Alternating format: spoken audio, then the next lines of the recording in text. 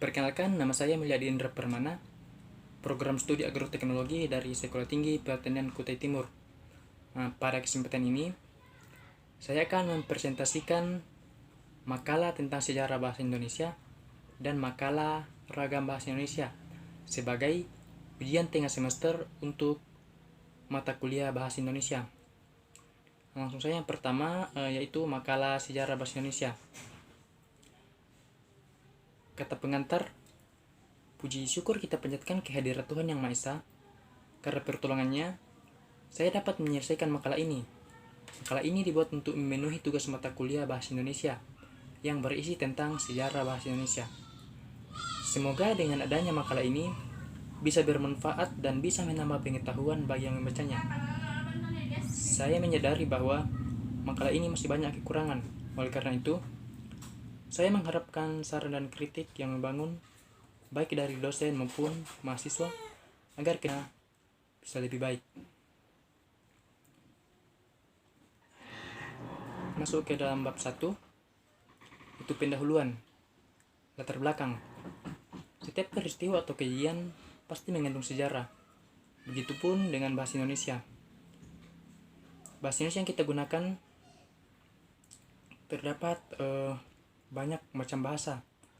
Tetapi seperti yang tercantum dalam Sumpah Pemuda bahwa bahasa persatuan adalah bahasa Indonesia. Hampir 85% orang mengetahui atau bisa menggunakan bahasa Indonesia. Tetapi tidak banyak orang yang mengetahui asal-muasal atau sejarah bahasa Indonesia.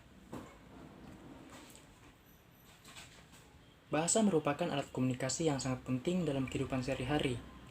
Demikian juga bahasa Indonesia menjadi sarana budaya dan sarana berpikir masyarakat Indonesia. Oleh karena itu, peranan bahasa Indonesia menjadi sangat penting. Mengingat pentingnya bahasa Indonesia, kami sebagai mahasiswa dituntut untuk lebih memahami bahasa Indonesia dengan lebih baik dan benar.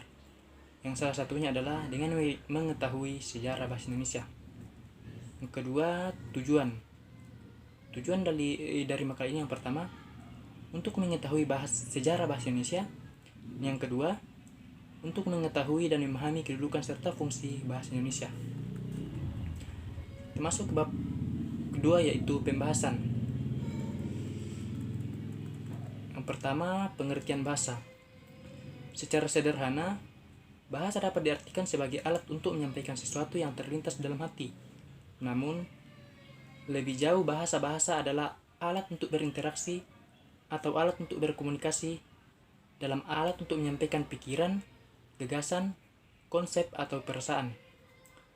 Dalam studi sosiolinguistik, bahasa diartikan sebagai sebuah sistem lambang berupa bunyi, bersifat arbiter, produktif, dinamis, beragam, dan manusiawi. Bahasa adalah suatu lambang sistem yang dibentuk berdasarkan aturan, kaidah, dan pola-pola tertentu yang dihasilkan oleh alat ucap manusia, kata maupun tata kalimat. Bahasa yang dihasilkan oleh alat ucap manusia disebut juga bahasa lisan. Bahasa yang merupakan rekaman visual dari bahasa lisan, baik berupa rangkaian huruf, kata, ataupun kalimat, dan tanda baca disebut bahasa tulis. Bahasa adalah sebuah sistem. Artinya, bahasa dibentuk oleh sejumlah komponen yang berpola secara tetap dan dapat dikaidahkan. Sistem bahasa berupa lambang-lambang bunyi. Setiap lambang bahasa melambangkan sesuatu yang disebut makna atau konsep. Karena setiap lambang bunyi itu memiliki atau menyatakan suatu konsep atau makna, maka dapat disimpulkan bahwa setiap suatu ujaran bahasa memiliki makna. Contoh, lambang bahasa yang berbunyi nasi melambangkan konsep atau makna sesuatu yang bisa dimakan orang sebagai makanan pokok. Telah disebutkan di atas bahwa bahasa adalah sistem berupa bunyi yang bersifat arbiter, produktif, dinamis, beragam, dan manusiawi. Dari pengertian tersebut, dapat disimpulkan bahwa di antara karakteristik bahasa adalah arbitrer, produktif, dinamis, beragam, dan manusiawi.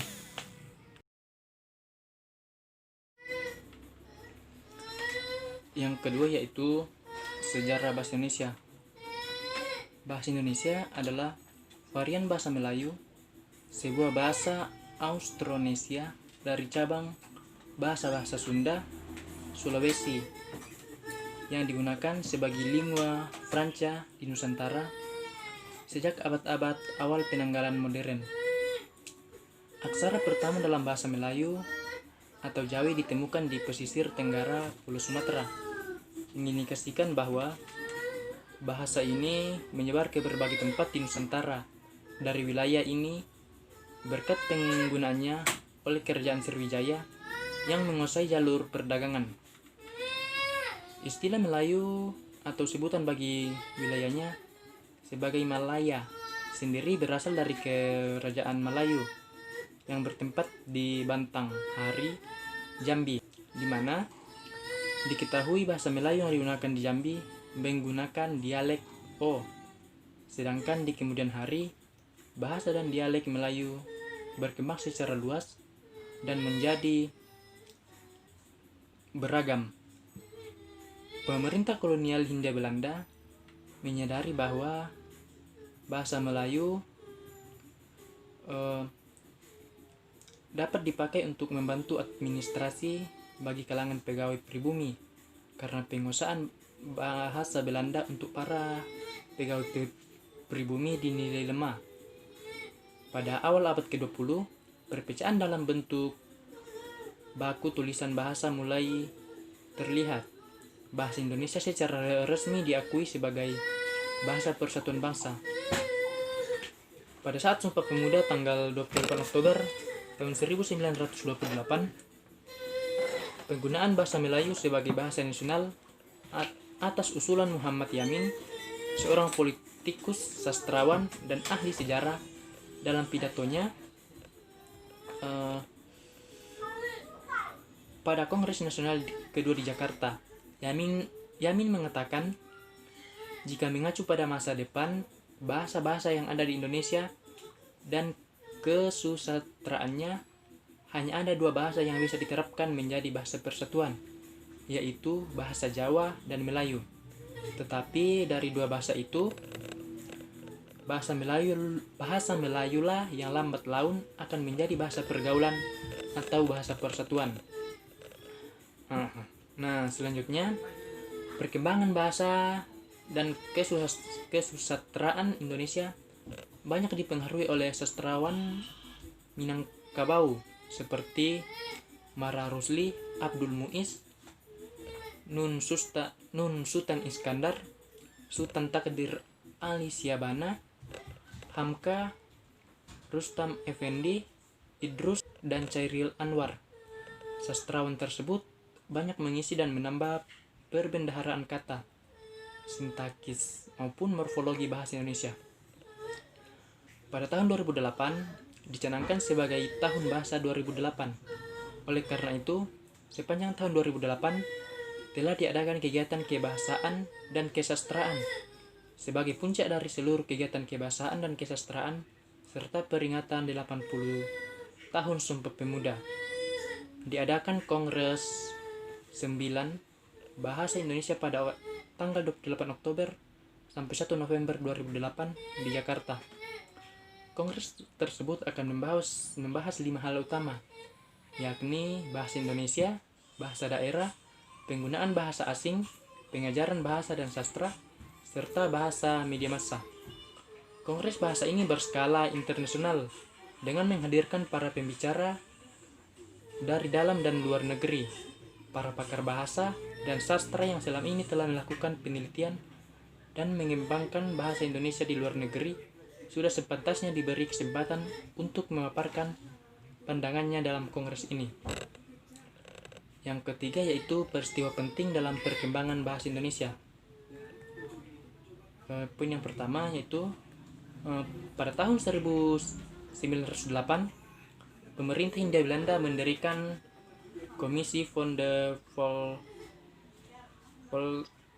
Volkskultuur melalui surat ketetapan Gubernur tanggal 14 September 1908 yang bertugas mengumpulkan dan membukukan cerita-cerita rakyat atau dongeng-dongeng yang tersebar di kalangan rakyat, serta menerbitkan dalam bahasa Melayu setelah diubah dan disempurnakan. Kemudian, pada tahun 1917, diubah menjadi Balai Pustaka. Yang kedua, itu pada tanggal 16 Juni 1927, Cahya Datuk Kadjo menggunakan bahasa Indonesia dalam pidatonya. Hal ini untuk pertama kalinya dalam sidang Volksart, seorang berpidato menggunakan bahasa Indonesia. Yang ketiga, tanggal 28 Oktober 1928, secara resmi Muhammad Yamin mengusulkan agar bahasa Melayu menjadi bahasa pemersatu Indonesia. Keempat, tahun 1933, terbit majalah Pujangga Baru yang diasuh oleh Sultan Takdir Ali Syabana, Amir Hamzah, dan Armijin Pane. Pengasuh majalah ini adalah sastrawan yang banyak memberi sumbangan terhadap perkembangan bahasa dan sastra Indonesia. Pada masa Pujangga Baru ini, bahasa yang digunakan untuk menulis karya sastra adalah bahasa Indonesia yang dipergunakan oleh masyarakat dan tidak lagi dengan batasan-batasan yang pernah dilakukan oleh Balai Pustaka. Poin yang kelima, itu pada tahun 1938, dalam rangka memperingati 10 tahun Sumpah Pemuda, diselenggarakan Kongres Bahasa Indonesia pertama di Solo, Jawa Tengah. Kongres ini dihadiri oleh bahasawan dan budayawan terkemuka pada saat itu, seperti Profesor Dr. Hussein Jayan Diningrat, Profesor Dr. Purbakarta, dan Ki Hajar Dewantara. Yang keempat yaitu fungsi bahasa Indonesia. Pertama, fungsi bahasa baku,